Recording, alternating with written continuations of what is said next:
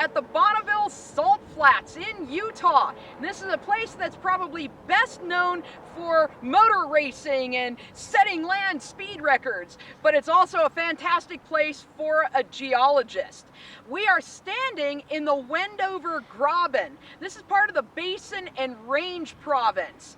And a graben is where a block of rock drops down and creates a valley.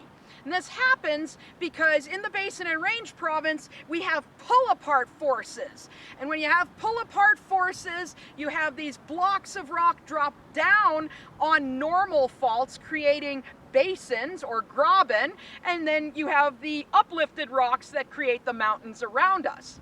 Now, in this graben, over the past 45,000 years, we've had a number of lakes because, of course, the water accumulates in the low area. And the most famous of these lakes would be Lake Bonneville.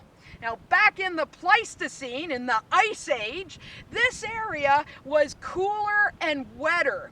And Lake Bonneville flooded much of the state of Utah. Most of northern and western Utah was underwater. And the mountains you see around were islands. In fact, you might even see a shoreline of Lake Bonneville behind me. It looks sort of like a bathtub ring in the mountains back there. And Lake Bonneville reached its high point about 18,000 years ago. And at that time, all the way off in Idaho, it was dammed by some alluvial fans, basically piles of sediment. And eventually, those piles of sediment were very catastrophically eroded away, and the lake drained dramatically, probably inside the course of a few weeks. And all of this area was then exposed above water. And those lake sediments dried out. And at the end of the Ice Age, it was a time where it was very, very dry. Those lake sediments then were easily picked up by wind and carried away. But in the Holocene climatic optimum, a little over 8,000 years ago, the climate got a little bit wetter again.